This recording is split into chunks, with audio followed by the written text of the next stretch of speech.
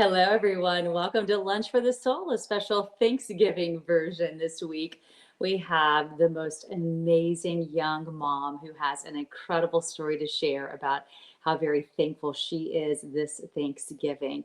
She actually died while giving birth to her triplets and was brought back to life after 45 minutes. It is a remarkable story that is going to touch your heart, certainly your soul. I don't want to wait any longer. Let's bring her in. So I'm talking about Precious Marissa. Welcome to Lunch for the Soul. Thank you. Thank you for having me. What story you have to share. It was such an honor to recently meet you at Memorial Herman in the Woodlands. It was great to be there and meet your husband and these precious babies and your son. We have to mention Precious. So introduce us to your family first of all. Tell us who we have here. So obviously myself, my husband Dylan, Grayson is our 4-year-old son, and then we've got Charlotte, Kendall, and Collins. If I'm seeing in the light right, that would be I'm holding Charlotte, and then Dylan has Kendall and Collins. And how old are they now? They turned 3 months last week, so it's been 3 months. And they're doing so well. And I love being able to see their beautiful selves and your handsome young boy. And I also got to meet your doctor who was just the head of all of this. So tell us about her, and then we're going to get right into your story after that. Okay, absolutely. Oh, Dr. Samuel, I don't know if I could say more kind things about Dr. Samuel. She was actually recommended to me by my original OB who delivered Grayson, because I was just a little too high risk for him. But she's been there since the beginning, and she's just been amazing. She's the reason I'm sitting here today. Well, and this personality, right? I mean, I could see her with your children, and she just has, it's just so amazing. But she was spot on with your diagnosis. She knew exactly what was going on. This is no laughing matter. Let's get right into that, Marissa, Okay. because everything was going fine with your delivery. The three babies came into this world. Your husband tells me he was taking pictures of you, and you both were crying tears of joy. Then your doctor describes your arms went up in the air and you were gone. So Mhm. tell us what you were diagnosed with and what happened. It's an AFE, an amniotic fluid embolism.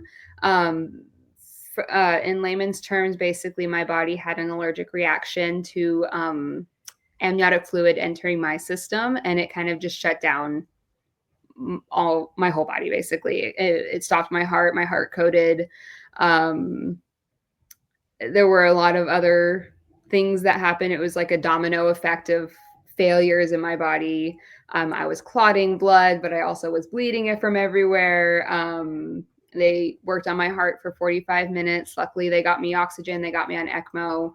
But it was a little touch and go there for a little bit. It all happened very fast. And ECMO is where it's a little difficult in layman's terms as well, but basically it's being your heart and lungs all at once, right? I mean, it's It was doing doing it for me.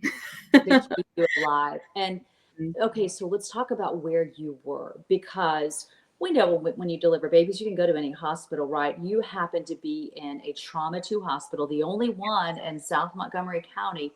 How big of a deal was that? Because the equipment you talked about, this ECMO, without that, your doctor says you couldn't have lived. You had about 40 medical workers in that operating room doing what they could, teams of CPR, because after you can only do it for so long. A new team would come in for Yes. 45 minutes. They worked to bring you back to life.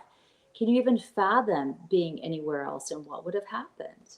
I truly think I would be dead if I had been anywhere else. They jumped into action so quickly. They knew exactly what to do. They had the blood that I needed. I needed about 100 plus units of blood by the end of that day.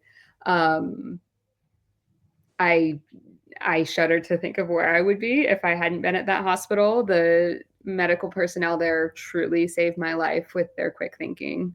And when I talk to your husband, and he's just so loving and kind about you, and I could just feel the love between you, and he was having to endure all this. This is the part that's so hard for probably people to understand. You don't even remember going to the hospital, right? You don't remember ever showing up there. Well, I think you said the last thing you remember was going to a movie the weekend before. Is that right? Yeah, I lost about 3.5 to 4 days. before going into the hospital. So when I woke up, I had no memory of even going to the hospital to get to You deliver. woke up, I believe, was it 6 days later after Yes, the just under. hospital? Mm-hmm. Fighting for your life all that time. And then you were in the hospital for more than 2 weeks. I think it's almost a blessing that you don't remember any of that, don't you? It's just your body probably healing and you not needing to go there. Absolutely. I think it was my brain's way of protecting me. I'm sure it is sad that I don't remember delivering them. That's a little painful sometimes, but all in all, I think it would have been pretty traumatic to Mhm. have to remember everything that happened that day. We see you here with the babies and they're just all lined up and we know that that chest to chest is so important for a newborn. What is the first memory? Do you remember this when this photo was taken? I have very hazy memories of this. Mhm. This wasn't they had done skin to skin with me when I was still in my coma, but this was the first time they brought them up after I'd woken up. Um, it's very, very hazy. Like even now, I vaguely remember giving them a kiss as they took them away.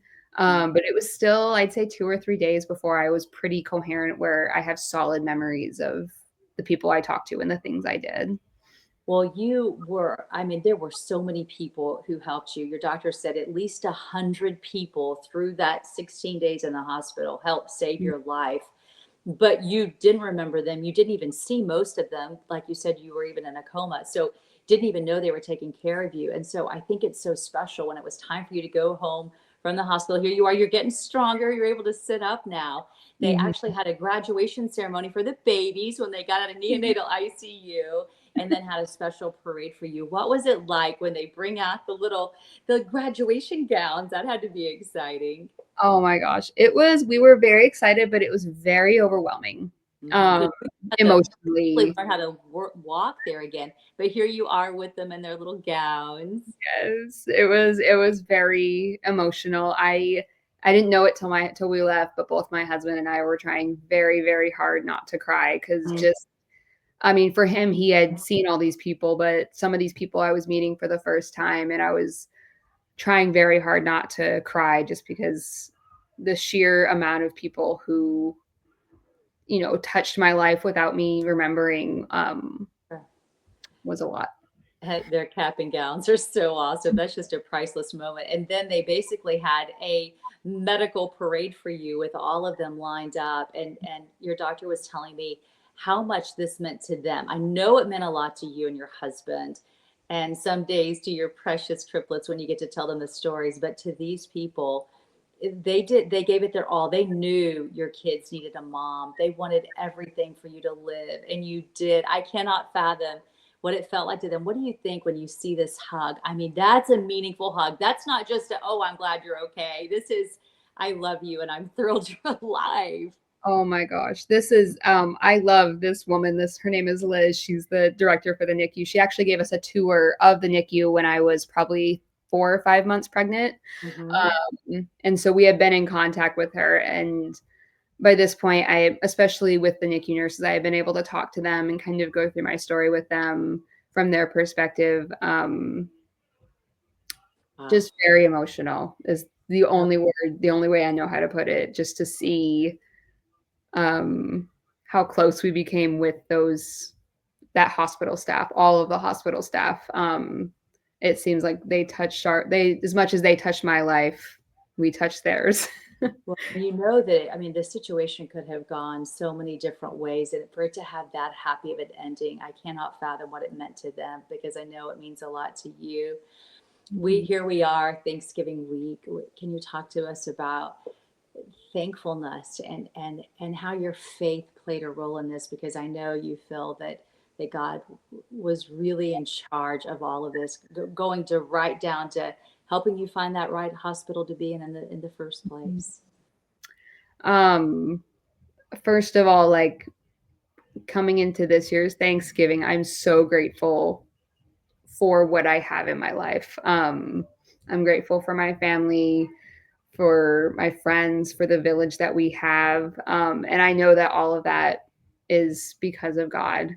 Um, Faith is a very big part of my husband and I's life and how we want to raise our children, just knowing that there is a big man in charge and he is a loving God. And I know without a shadow of a doubt that he set us up in certain instances to get the help that we needed, not only at the hospital, but the village of people that we had taking care of us, taking care of our extended family, even who was there to support Dylan. We had people bringing like full catered meals up to the hospital just because they knew that my whole family was there. Dylan's whole family was there.